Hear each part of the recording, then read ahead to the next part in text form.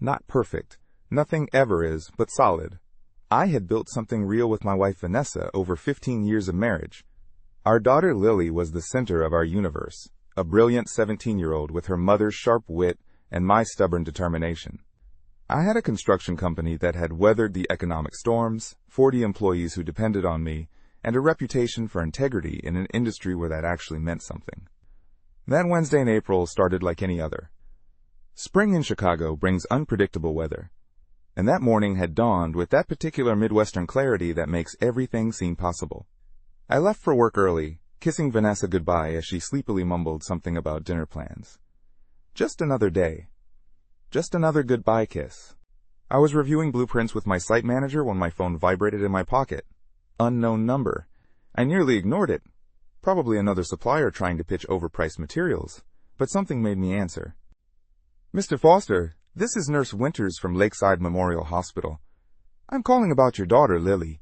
She's been admitted to our emergency room following an assault. She's asking for you. The world stopped. My vision narrowed to a pinpoint, and the blueprint slid from my hands, scattering across the dirt. She's stable, but she needs you here. She's been injured and is quite distressed. I don't remember ending the call or telling my site manager where I was going. I don't remember the drive to the hospital, though later I found my truck parked haphazardly across 2 spaces in the emergency lot. What I do remember is the antiseptic smell hitting me as the automatic doors opened, the fluorescent lights making everything look sickly and unreal. My daughter, I said to the woman at the front desk. My voice sounded distant, like it belonged to someone else. Lily Foster. She was brought in. Dad. The voice was small, coming from a curtained alcove to my right. A nurse drew back the curtain, and there she was, my strong, brilliant daughter, sitting on the edge of a hospital bed with a split lip, a darkening bruise across her left cheekbone, and her right arm in a temporary sling. I crossed the distance in 3 strides, careful not to touch her injuries as I knelt before her. Lily, my God, what happened? Her eyes, Vanessa's eyes, filled with tears. I'm so sorry, Dad. I didn't know what to do. I didn't know where else to go. Her voice broke on the last word. Shh, it's okay. I reached for her uninjured hand. You're safe now. Just tell me what happened. A doctor appeared then, a middle-aged woman with kind eyes and a professional demeanor. Mr. Foster, I'm Dr. Patel. Your daughter has a mild concussion, facial contusions, a split lip that required 3 stitches, and a sprained wrist. We've done X-rays to rule out fractures, and fortunately, there are none. But she's been through a traumatic experience. Dr. Patel glanced at Lily. Perhaps you should hear it from your daughter. Lily's fingers tightened around mine. Dad, She took a shaky breath. I skipped last period today. I know I shouldn't have, but I forgot my history textbook at home, and I needed it for the test tomorrow. I thought I'd just run home and grab it. When I got home, there was a car I didn't recognize in the driveway. An expensive one, a black Mercedes. I didn't think much of it. I figured maybe Mom had a client over or something. Vanessa worked as an interior designer, occasionally meeting clients at our home to show fabric samples or discuss projects. I used my key and went in through the side door to the kitchen. I could hear voices from upstairs. Lily's face flushed, and she looked down. Mom's voice. And a man's. They were... My stomach dropped. It's okay, I said mechanically, though nothing was okay. I was going to leave. I swear, Dad. I was going to pretend I hadn't heard anything and just go back to school. But then I heard Mom laugh. Not her normal laugh, something different, and I got so angry. I went upstairs. The doctor pressed a tissue into Lily's free hand, and she dabbed at her eyes. The bedroom door was open a crack. I pushed it open, and Mom was there with a man, with James Harrington. The name hit me like a physical blow. James Harrington, the wealthy developer who'd contracted my company 6 months ago to build his new lakefront complex. The man who'd invited Vanessa and me to dinner parties at his mansion, who'd introduced us to his influential friends, who'd treated me like I actually belonged at his table despite my calloused hands and community college degree. The look on Mom's face, Dad, Lily shuddered. She jumped up and started yelling at me to get out. But I was so shocked I just stood there. And then these two guys appeared. I think they were security or something. One of them grabbed my arm and started dragging me toward the stairs. I fought back, and She gestured to her face. Lily nodded. The big one. He had a tattoo on his neck. He shoved me, and I fell down a few stairs. I caught myself on the banister, but my wrist. She lifted her injured arm slightly.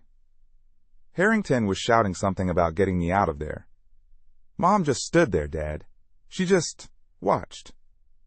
The rage that rose in me then was unlike anything I had ever experienced.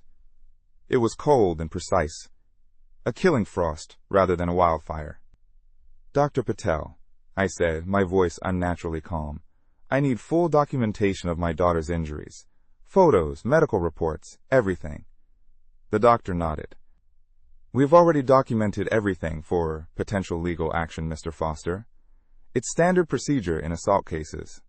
I looked at Lily. We are going to file a report, but first I need you to tell me everything you can remember about these men. Names, descriptions, anything. As Lily described the bodyguards. One tall with a neck tattoo of a scorpion. One shorter with a shaved head and a scar above his eye. I felt something inside me shifting, hardening. My marriage was over, that much was clear. But this was more than infidelity. My daughter had been assaulted.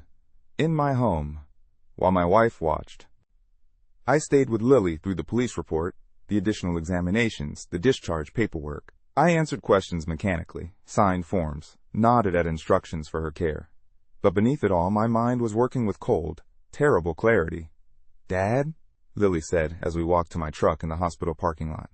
What are we going to do now?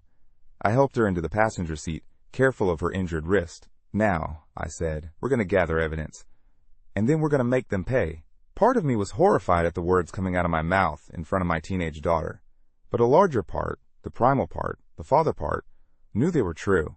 And from the grim satisfaction that flickered across Lily's bruised face, I knew she understood. As I pulled out of the hospital parking lot, I made a call on my Bluetooth. To an old friend from my time in the Army Corps of Engineers.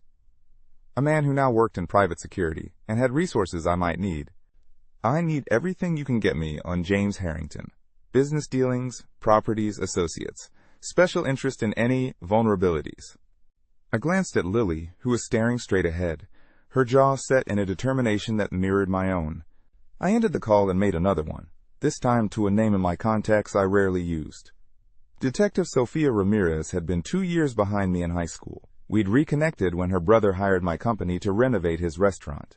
She worked organized crime now, and while we weren't close, we had the kind of mutual respect that comes from growing up in the same tough neighborhood and making something of ourselves. The question landed like a blow. That's partly why I'm calling. I need to meet, privately. It's important. Something in my voice must have alerted her. This official or unofficial? By the time we reached my sister's house, I couldn't take Lily home. Not to that house, not today. I had the beginnings of a plan. I explained the situation to my sister Kate in clipped sentences while Lily went to lie down in the guest room. Kate offered us her place for as long as we needed, no questions asked. That was Kate, steady, loyal to a fault, a rock in a storm.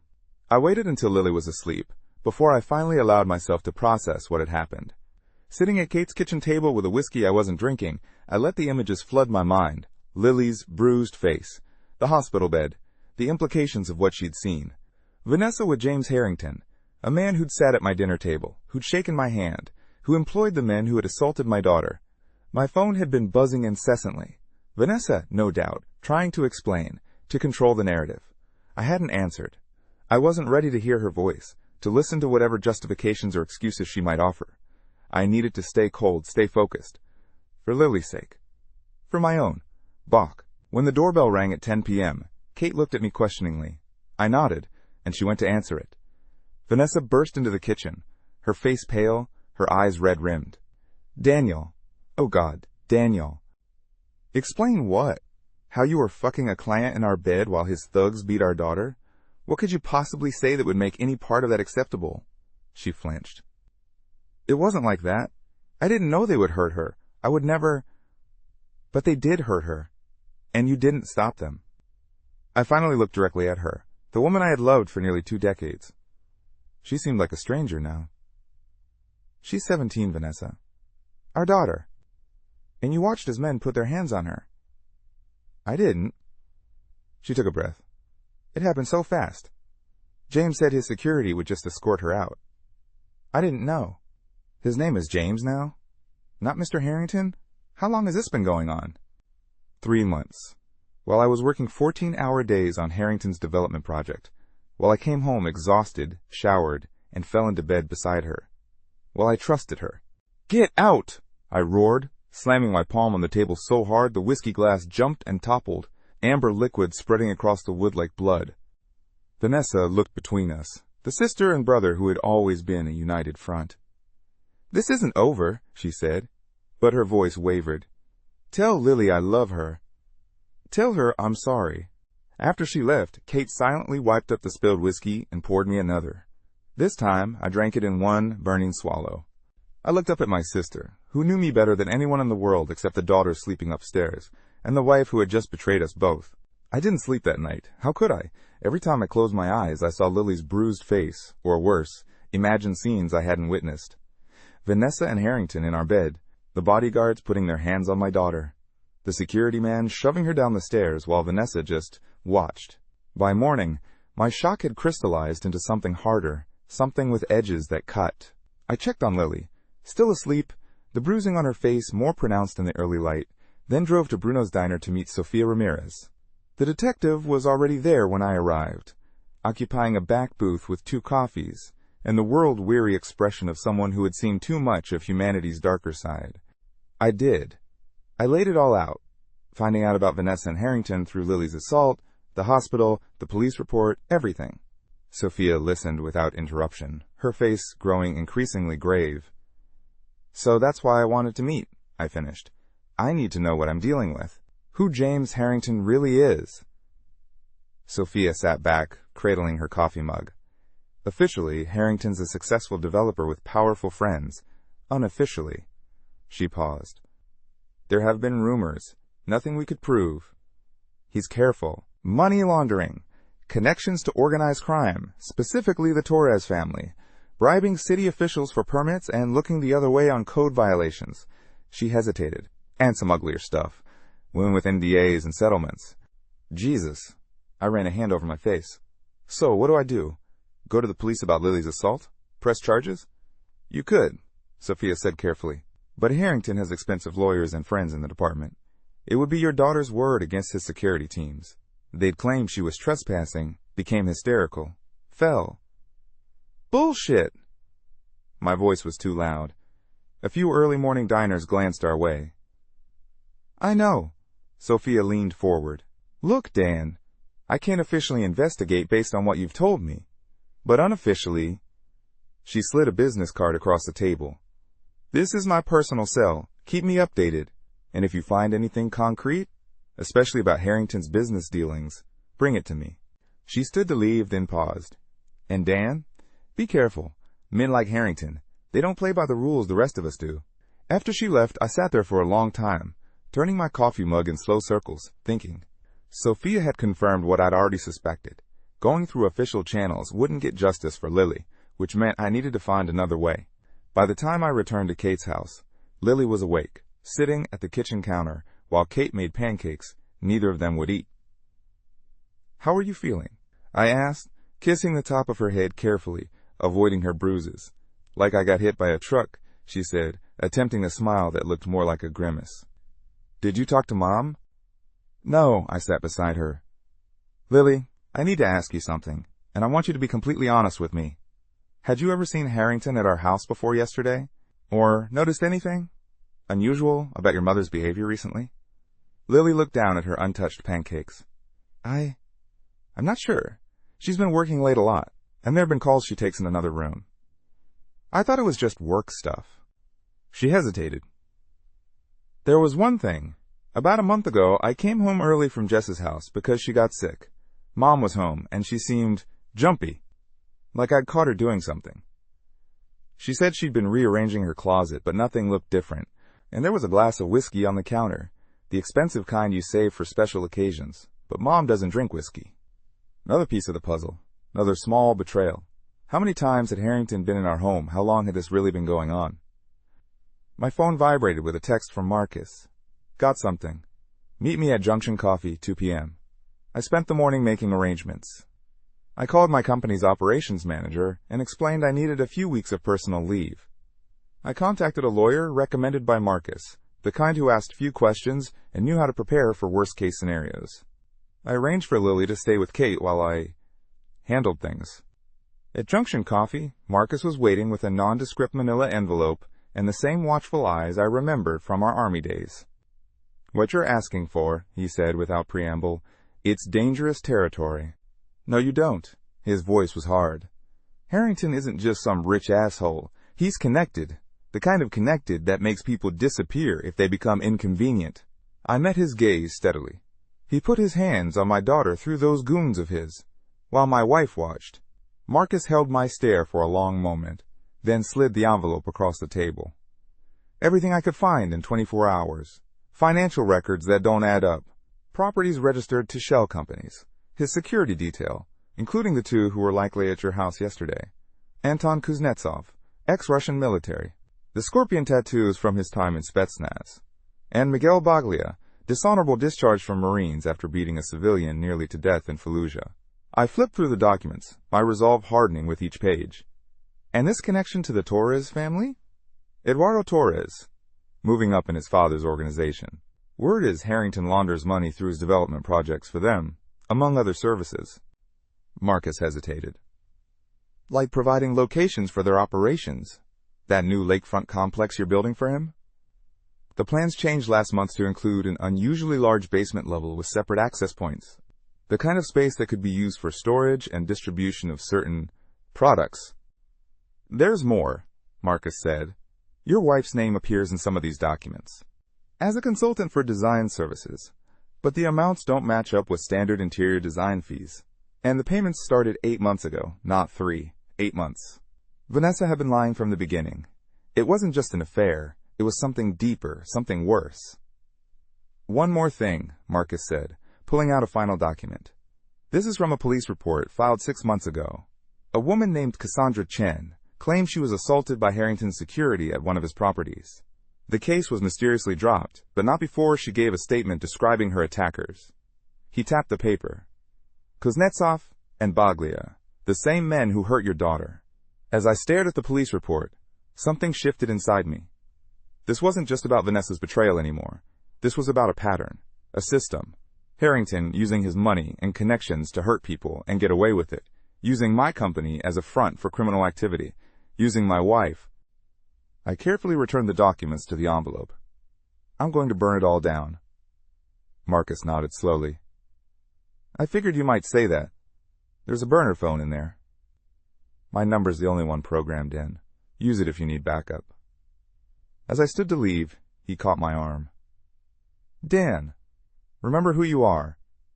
Don't become what you're fighting. I should have heeded his warning.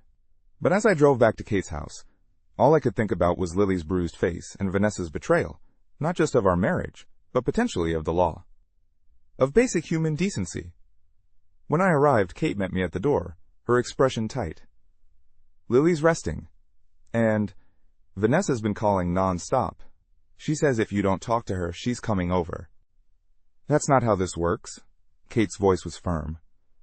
We're family. We face things together. I sighed, some of my resolve cracking. It's bad, Kate. Worse than just an affair. Harrington is involved in something illegal, and I think Vanessa might be part of it. No, but I'm going to find out. I pulled out my phone and dialed Vanessa's number. Yes, we do. I cut her off. But not over the phone. Meet me at the house in an hour. I looked at my sister, the worry etched on her face. Don't worry. I'm not going to do anything stupid. But as I drove to the house I'd shared with Vanessa for the past 12 years, I wasn't sure if that was true. The cold rage that had settled into my bones demanded action, demanded justice, or something darker. The house looked exactly the same from the outside. Same neatly trimmed lawn. Same hanging baskets of spring flowers on the porch that Vanessa had planted just 2 weeks ago. How was that possible? How could everything look so normal when my entire world had collapsed? Inside, there were subtle signs of disruption. A hastily straightened living room. A faint smell of bleach, as if something had been cleaned thoroughly. The bedroom door, our bedroom door, was closed. I couldn't bring myself to open it yet. Instead, I went to Vanessa's home office and began searching. I didn't know exactly what I was looking for, but I'd know it when I found it. Financial records. Correspondence with Harrington. Anything that would tell me just how deep this betrayal went. F4. Her computer was password protected, but I knew all her usual passwords. The first 3 I tried failed. The fourth, Lily June 2007, our daughter's name and birth month, unlocked it. Even now, using our daughter's name as a key to her secrets. What I found made me physically ill. Emails going back nearly a year. Not just to Harrington, but to others. City officials, building inspectors, property managers. Vanessa using her charm, her connections through her design business to smooth Harrington's path, to introduce him to potential investors who, based on the context, might be fronts for the Torres family's money. She had been his access point, his respectable face, his way into legitimate business circles that might otherwise have been suspicious of a man with Harrington's background. And there was more. Financial records showing payments far exceeding normal design consultation fees, references to properties I didn't recognize, and a folder labeled insurance containing photos of men in expensive suits in compromising positions, clearly taken without their knowledge. I was still staring at the screen when I heard the front door open and close. Footsteps in the hall, hesitant at first, then more determined as they approached the office. Vanessa appeared in the doorway, immaculately dressed as always, though her face was pale and drawn. She froze when she saw me at her computer, the damning emails displayed on the screen. I leaned back in her chair, oddly calm now that she was standing in front of me. Please do. Explain how you've been Harrington's accomplice for a year. Explain how you've been collecting blackmail material on judges and city officials. Explain how you watched while his thugs put their hands on our daughter. She stepped into the room, closing the door behind her. It's not what you think. No? Because it looks like you've been involved in something illegal. It looks like you've been helping Harrington launder money for the Torres crime family. It looks like you've betrayed not just me and our marriage, but our daughter and the law. I didn't have a choice. Her composure cracked. You don't understand who these people are, what they're capable of. Then, enlighten me. I gestured to the chair across from the desk. Sit down and tell me exactly what you've gotten yourself, and by extension, our family, involved in. She sat, her hands trembling slightly. It started as a legitimate design job, Harrington's downtown condo. He was charming, generous with compliments and attention. She flinched. After the project was finished, he invited me to consult on his new development, the one your company is building. The fees were substantial, and it seemed like a great opportunity. But then he started asking for other things, introductions to certain people, help arranging meetings with officials who might be flexible about regulations. At first, I didn't realize what was happening. By the time I understood, I was already implicated. There were photos, recordings. She looked down at her hands. He made it clear that if I didn't cooperate, he would destroy us. Your business, our reputation, everything. So you decided to protect us by sleeping with him?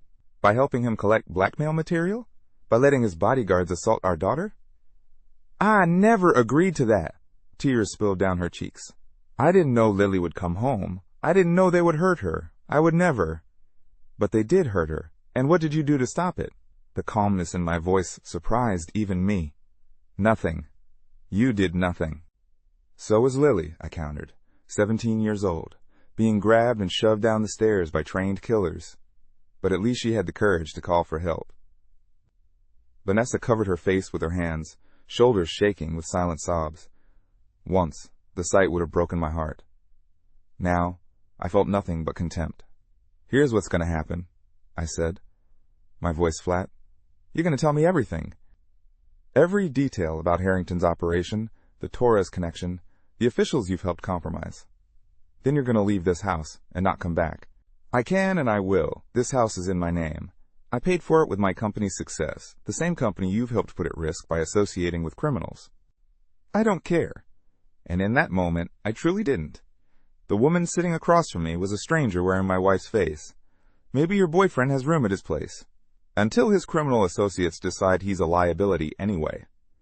You don't understand what you're dealing with, she said, an edge of desperation in her voice. These people are dangerous. If they think for 1 second that you know anything, She stood suddenly. No, I won't let you throw away your life, our life, on some misguided crusade for revenge. Harrington has connections everywhere. The police, City Hall, the courts. I met her gaze steadily. Whatever it takes to protect our daughter and make this right. They'll kill you. Her voice broke on the words. Don't you understand? They'll kill you. And then where will Lily be? For the first time, I heard something genuine in her voice. Actual concern. Not just for herself, but for our daughter. It wasn't enough to earn forgiveness, not by a long shot. But it was something. If you really care about Lily's well-being, I said, then tell me what I need to know. For a long moment, Vanessa stared at me. Then, slowly, she sank back into the chair. And so she talked. For 2 hours, she laid out the entire operation. How Harrington used his legitimate development business to launder money for the Torres family. How my construction company had been selected specifically because of my reputation for integrity, which provided the perfect cover. How Vanessa had been coerced, or so she claimed, into helping after an initial willing participation. She gave me names, dates, account numbers, safe house locations, the security protocols for Harrington's estate and offices, the real purpose of certain architectural modifications to buildings my company had constructed. I recorded every word on my phone, asking clarifying questions when needed, pressing for details when she tried to gloss over her own involvement. By the end, I had enough information to destroy Harrington, implicate several city officials, and potentially disrupt a significant portion of the Torres family's operations in Chicago. When she finally fell silent, emotionally and physically exhausted, I stood. Pack whatever you need for a few days, I said. Then leave. Don't tell anyone where you're going, not even me. Just get somewhere safe and stay there. I believe you're afraid. I believe Harrington and his associates are dangerous. And despite everything, I don't want to see you hurt. I paused. But don't mistake that for forgiveness. She stays with Kate for now. When it's safe, when this is over, if she wants to see you, that will be her decision. Vanessa rose shakily. What about you? What are you going to do with all this information?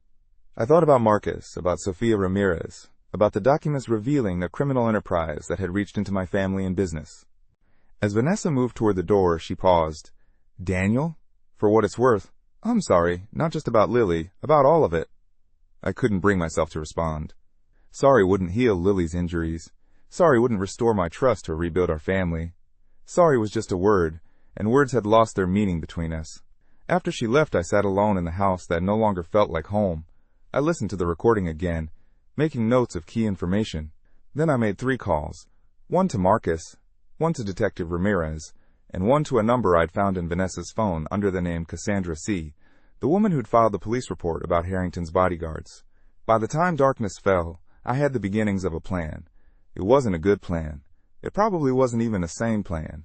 But it was a plan that might, just might, bring some justice for Lily and protection for the future. That night, I went into the bedroom, our bedroom, for the first time since learning of Vanessa's betrayal. I stripped the sheets from the bed, carried them to the backyard fire pit, and burned them to ash. As I watched the flames consume the fabric, I felt something inside me burning too. The last vestiges of the life I thought I had, the marriage I believed in, the trust I'd given so freely. From those ashes, something new would rise. Something harder. Something dangerous. Willing. Something that would make James Harrington wish he'd never set eyes on my wife or my daughter. 3 days after Lily's assault, I met with Detective Ramirez again, this time in her car, parked in an empty lot behind an abandoned warehouse on the south side. What I'm about to show you, I said, passing her my phone with the recording ready to play, is technically inadmissible in court. Sophia gave me a long look. And how exactly did you obtain this recording? She sighed. You know it does, Dan. I can't use evidence obtained illegally. Then don't use the recording. Use it to know where to look for evidence you can use. I played the recording of Vanessa's confession. Sophia listened without expression, though I saw her hand tighten on her notepad as the details unfolded. When it finished, she was silent for a long moment. This is big, she finally said. Bigger than Harrington. Bigger than the Torres family's local operation. This could implicate half the zoning board and at least 2 judges. Not directly. But, she tapped her pen against her notepad, it gives me probable cause for some warrants, places to start looking. And if what your wife said about those modified buildings is true, we might have enough for a RICO case. I looked out the window at the abandoned warehouse. Lily's bruises will heal in a week or two. The damage to her sense of safety, her trust, that might never fully heal. So my timeline is as soon as possible. Dan, Sophia's voice took on a warning tone, don't do anything stupid. Let us handle this the right way. And while you're handling it the right way, what happens to Harrington? He keeps operating? His bodyguards keep hurting people? My company keeps unknowingly building structures designed for criminal activity? I turned to look at her directly. Does it? Did it work for Cassandra Chen when she reported being assaulted by the same men who hurt my daughter? Did it work for the communities where Torres distributes drugs through Harrington's properties? She shook her head. I'm going to pretend I didn't hear that, and I'm going to give you one piece of advice as a friend. Stay away from Harrington. Let me do my job. I nodded, not trusting myself to speak without revealing more of my intentions. As I moved to leave, Sophia caught my arm. I mean it, Dan. I understand how you feel, but this isn't the way. Sophia's expression softened slightly. Be there for her. Help her heal. Show her that men can be trusted to protect her, not hurt her. I knew she was right, at least about that part. But it wasn't enough. Not nearly enough. From Sophia's car, I drove to a coffee shop where I'd arranged to meet Mac, an old friend who now worked in cybersecurity. I'd known Mac since high school, a brilliant, awkward guy who'd always been more comfortable with computers than people. He'd done a stint in the Army Cyber Command before going private sector. This is some serious shit, Dan, Mac said after I explained what I needed. We were seated in the furthest corner of the cafe, our voices low. Mac pushed his glasses up his nose, a nervous habit from childhood. It's not that. I just want to be clear about the risks. What you're asking, accessing financial records, communications, it's not exactly legal. True. He drummed his fingers on the table. All right, I'll help.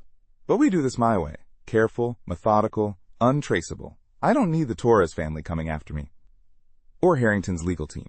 Over the next hour, Mac outlined what he could do. Access Harrington's business servers through a back door he discovered while doing legitimate security work for a connected company. Trace financial transactions through shell companies. Recover deleted emails and messages. Give me a week, Mac said. I'll have everything I can find on a secure drive. But Dan?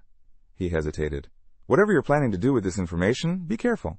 These aren't people who play by the rules. That afternoon, I visited Lily at Kate's house. Her physical injuries were healing, the bruises fading from angry purple to sickly yellow-green, the split lip scabbed over, but the emotional wounds were still raw. She startled at loud noises. She checked locks obsessively. She woke from nightmares she wouldn't describe. How are you doing, kid?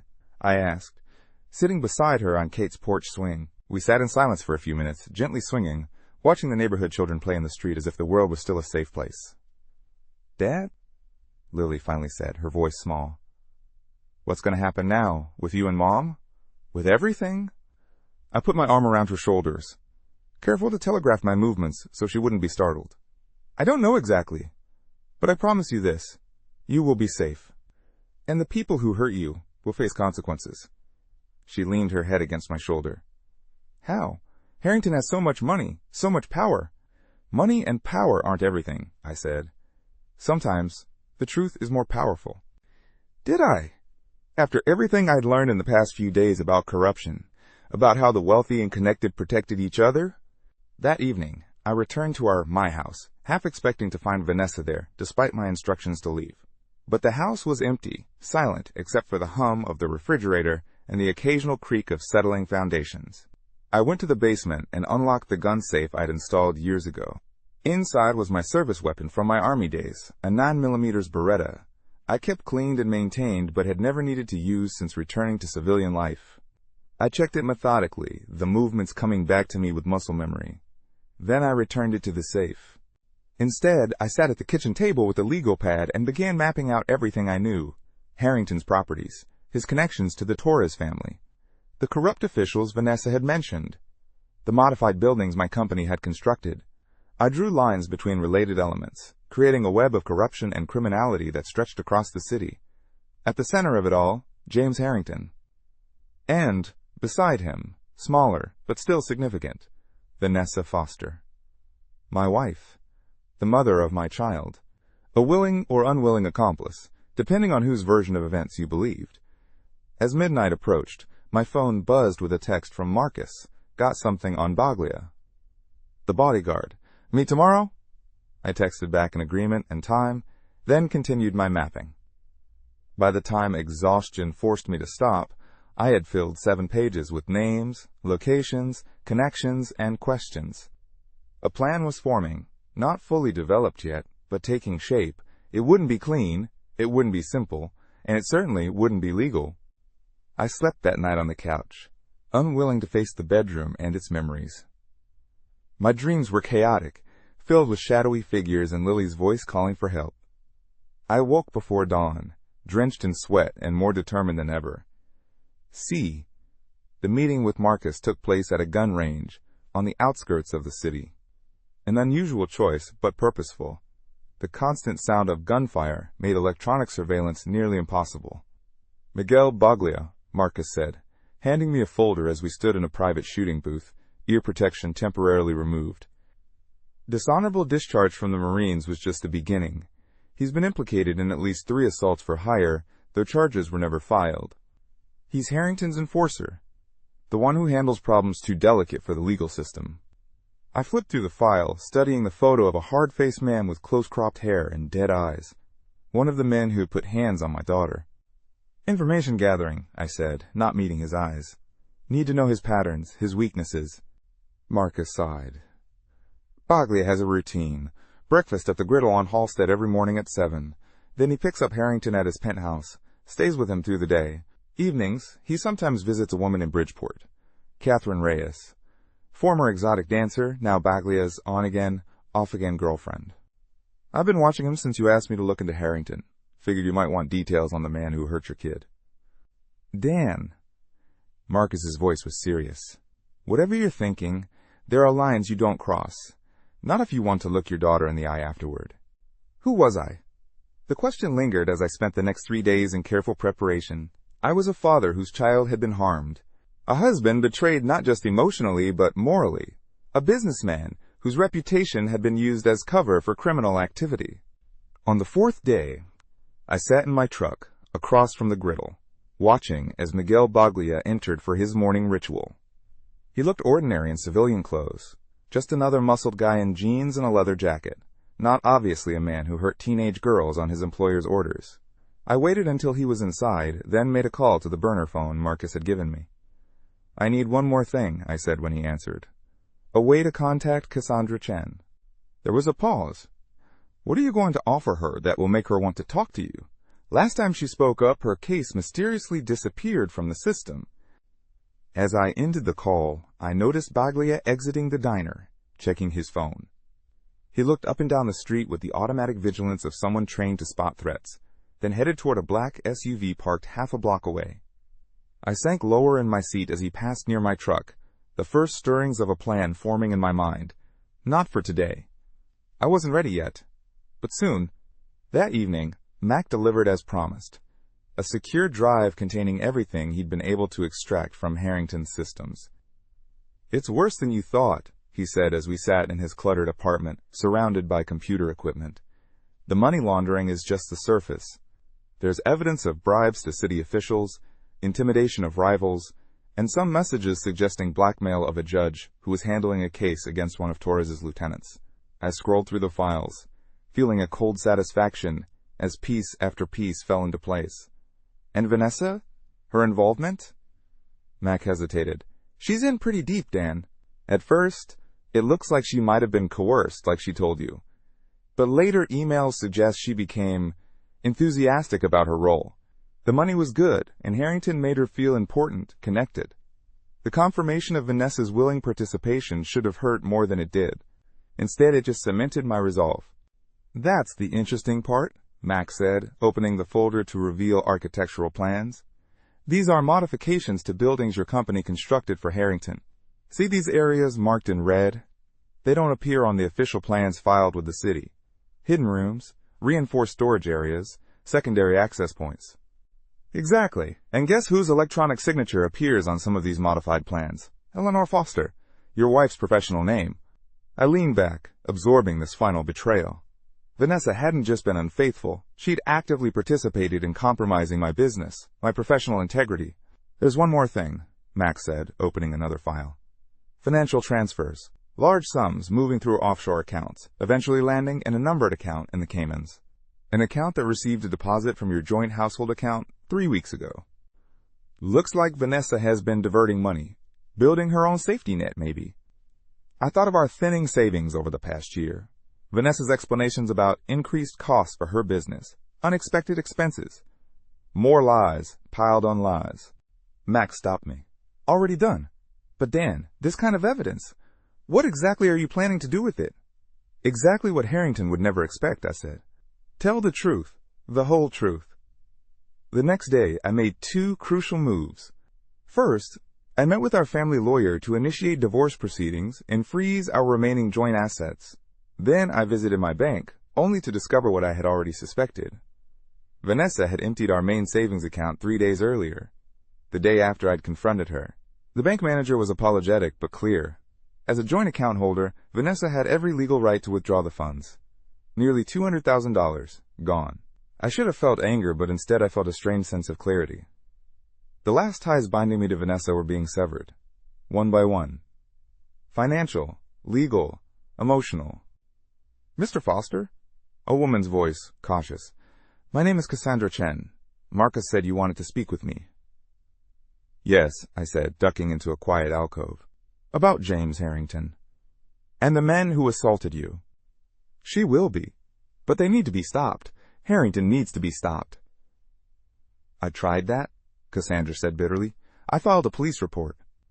I had evidence. Photos of my injuries, witness statements. Then suddenly the case vanished.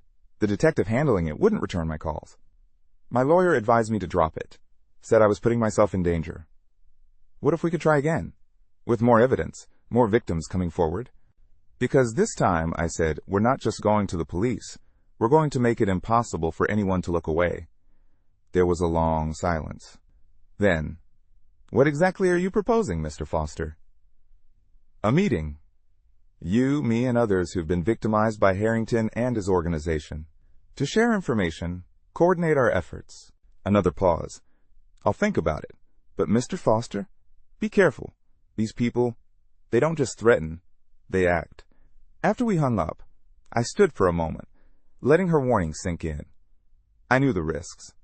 I'd been calculating them since the moment I saw Lily in that hospital bed. The question wasn't whether there was danger. It was whether the danger of action outweighed the cost of doing nothing. For me, that question had been answered the moment Harrington's men put their hands on my daughter. That night, I returned to Kate's house for dinner with her and Lily. My daughter was looking better physically, the bruises fading, her movements less guarded. But I could see the lingering shadows in her eyes. Mom keeps calling, she said as we cleared the dinner dishes. She wants to meet. Lily shrugged, a gesture so teenage in its studied nonchalance that it momentarily made my heart ache for simpler times. I don't know. Part of me never wants to see her again. But another part... She's still your mother, I finished. That doesn't change, no matter what's happened. I put down the plate I was drying and turned to face my daughter fully. Lily, listen to me. Your relationship with your mother is separate from mine. What happened between us? The betrayal, that's between adults. You get to decide what kind of relationship you want with her going forward. I will never stand in the way of that. Lily's eyes filled with tears. But she watched, Dad. She watched them hurt me, and didn't stop it. I pulled her into a gentle hug, my throat tight with emotion. I know, sweetheart. I know. And you get to be angry about that for as long as you need to be. You get to set boundaries. You get to decide when or if you're ready to hear her side. As Lily sobbed against my shoulder, I made another decision. Whatever form my plan for justice took, it needed to not only address the physical and financial harm Harrington had caused, but also the emotional devastation he'd left in his wake. Because that was the true crime here. Not just the money laundering or the corruption, but the broken trust, the shattered sense of safety, the destruction of a family. The next morning, I did something I'd been avoiding. I went to Harrington's lakefront development project. My project, my company's work. The site was busy with activity, my employees going about their jobs, unaware that they were helping construct a facility designed in part for criminal enterprise. I nodded to the site manager as I made my way to the partially completed main building, signed in as the contractor of record, and headed for the basement level that had been modified in the plans Mac had found. The changes were subtle but significant. Slightly thicker walls that could conceal storage spaces, reinforced flooring that could support unusual weight, wiring conduits that didn't connect to the main electrical system. To the untrained eye, it looked like normal construction. To someone who knew what to look for, it was damning. I took photos with my phone, documenting everything. As I was finishing, a voice behind me made me freeze. I turned slowly to face James Harrington himself, tall, expensively dressed, with the confident smile of a man accustomed to getting his way. Behind him stood Anton Kuznetsov, the tattooed security man who had hurt my daughter. "Harrington," I said, my voice steady despite the rage building inside me. "Just checking the progress." "Of course." His smile didn't reach his cold eyes. "Your company does excellent work. Exactly to specifications." The double meaning wasn't lost on me. I pocketed my phone casually, hoping he hadn't noticed me taking photos. "We aim to please. Though sometimes the specifications change without proper notification." Harrington's smile tightened almost imperceptibly. "Changes are sometimes necessary in our line of work. Adaptability is valuable." "Indeed." He glanced around the basement space. "I understand there's been some domestic turbulence in your life recently. I was sorry to hear about that." The casual reference to what he'd done to my family sent a spike of fury through me, but I kept my expression neutral. Life is full of surprises. "It certainly is." Harrington stepped closer, lowering his voice. "Speaking of surprises, I was quite taken aback to learn that your daughter had an unfortunate accident in your home recently. Children can be so careless sometimes, can't they?" "My daughter is very careful these days," I said evenly. "Very observant, as am I." "Good to hear." Harrington checked his expensive watch. "Well, I won't keep you from your inspection. I look forward to the completion of this project. It represents a significant investment for me." As Harrington turned to leave, he paused. "Oh, and Daniel? If you happen to speak with Vanessa, do give her my regards. I've missed our consultations." I watched him walk away, Kuznetsov following like a well-trained shadow, and knew that the confrontation had been deliberate. A message, a warning. Harrington was letting me know that he was aware of my movements, my knowledge. Pause. He thought he was intimidating me. Instead, he had just confirmed everything I needed to know. He was worried. He saw me as a threat. That encounter solidified my resolve and accelerated my timeline. That night, I made a series of calls to Marcus, to Mac, to Detective Ramirez, to Cassandra Chen, and finally, to 3 other individuals Mac had identified from Harrington's files as potential victims of his operation. My plan was taking its final shape, a coordinated effort to expose Harrington's entire operation from multiple angles simultaneously, leaving no room for cover-ups or escapes through legal loopholes. It would be dangerous. It would risk everything I had left. But looking at the photos of that modified basement, thinking of Lily's bruised face, remembering the casual threat and Harrington's voice, I knew there was no turning back. 3 days later, everything was in place. I sat alone in my truck outside Harrington's downtown offices, watching as employees left for the day. The lights in his top-floor suite remained on well after normal business hours. Tomorrow, everything comes out. Everything about Harrington, about Torres, about the corruption, the money laundering, all of it. I can, and I will. But you have one chance. One chance to be on the right side of this, to help make things right, if not for me, then for Lily.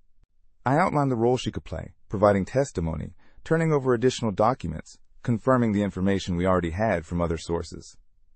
"If I do this," she said, "they'll come after me. Harrington, Torres, they don't forgive betrayal. We can offer you protection," I said, not entirely sure if that was true. "But you need to decide, Vanessa, right now. Are you part of the problem or part of the solution?" Another long pause. I could almost hear her weighing her options, calculating her best move, the same mental process that had led her into Harrington's web in the first place. Finally, "I'll help. For Lily. But Daniel, be careful. Harrington knows more than you think. He has contingency plans for everything." As I sat in my truck, watching Harrington's building and contemplating the task ahead, I felt a strange sense of calm. The path forward was clear now. Dangerous, yes, but clear, like a military operation, with objectives, contingencies, and acceptable risks. Tomorrow would change everything. For Harrington. For the Torres organization. For the corrupt officials who had enabled them. I started the engine and pulled away from the curb, heading toward Kate's house to spend one more evening with my daughter before setting events in motion that couldn't be stopped. As I drove, I caught a glimpse of myself in the rearview mirror, the hard set of my jaw, the cold determination in my eyes.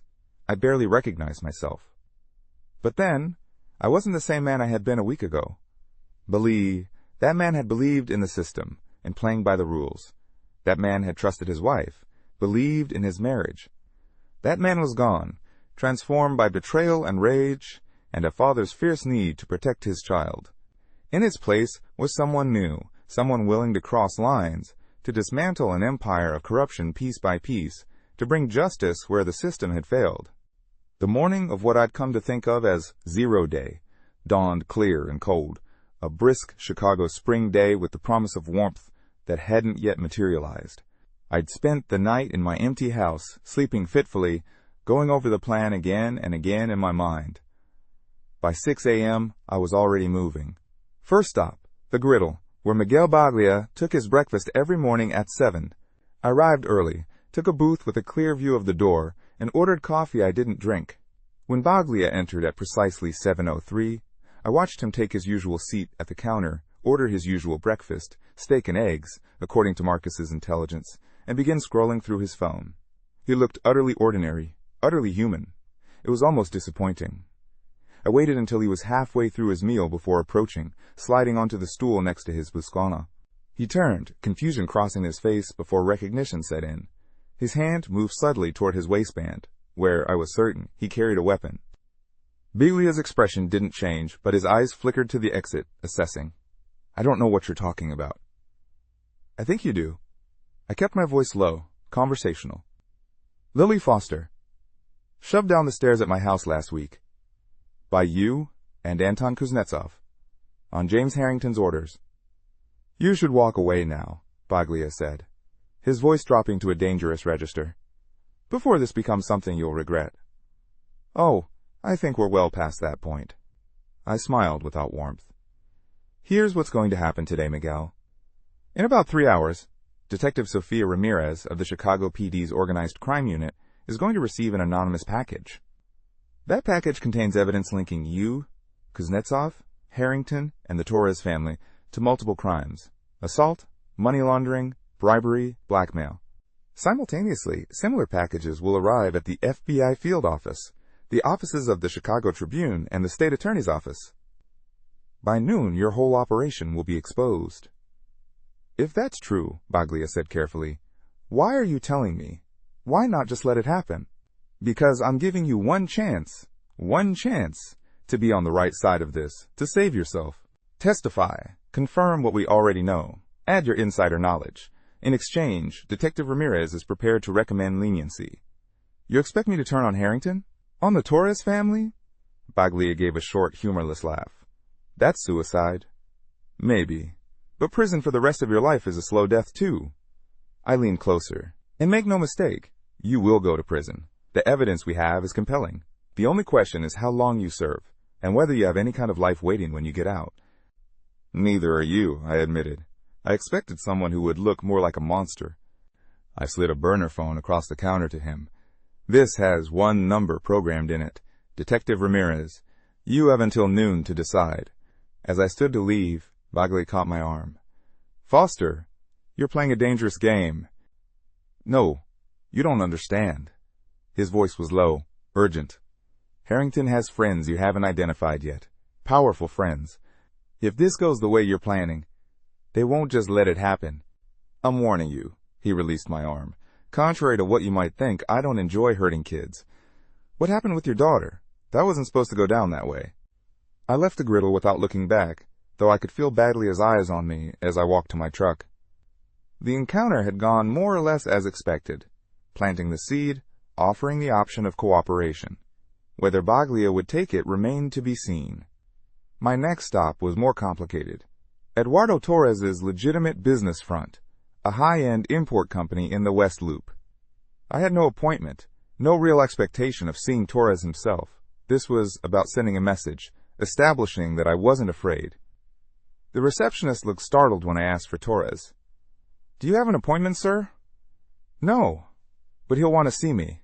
I handed her my business card. "Tell him Daniel Foster is here about Project Phoenix." She disappeared into a back office, returning a few minutes later, looking flustered. "Mr. Torres will see you." Through that door, down the hall, last office on the right. The hallway was long, lined with expensive art, originals, not prints. The message was clear: money and taste. Power. Eduardo Torres rose from behind a massive desk when I entered, younger than I expected, maybe mid-30s, impeccably dressed in a tailored suit. He gestured to a chair across from him. I remained standing. "I'll be brief. I know about the modifications to the buildings my company constructed for Harrington. I know what they're really for." Torres's expression didn't change. "I'm not sure what you're referring to." "I think you do. Just as I think you know about the money laundering, the bribes, the blackmail. Just as I think you know that your operation is about to be exposed." Now a flicker of something, concern, maybe, or simply annoyance, crossed his face. "That's a serious accusation, Mr. Foster." "It's not an accusation, it's a fact." I placed a flash drive on his desk. "This contains a small portion of the evidence I've compiled. Think of it as a preview of what law enforcement will receive today. Professional courtesy. Unlike Harrington, I believe in dealing directly with the actual power, not the figurehead." I met his gaze steadily. "Justice for my daughter, consequences for those who hurt her, and the complete dismantling of an operation that has corrupted my business, my city, and my family." Torres leaned back, studying me with new interest. "You're either very brave or very foolish, Mr. Foster. You realize, of course, that if what you're suggesting were true, if there were some criminal enterprise operating through Harrington's developments, many powerful people would have an interest in keeping that quiet. People with resources far beyond yours." "I'm counting on it," I said. "Because those same people will sacrifice Harrington in a heartbeat to protect themselves when exposure becomes inevitable. And it is inevitable, Mr. Torres. Today." For the first time, I saw genuine concern in his eyes. "What exactly are you planning?" As I turned to leave, Torres called after me. "Foster, you're making a mistake." I paused at the door. "No, the mistake was involving my daughter.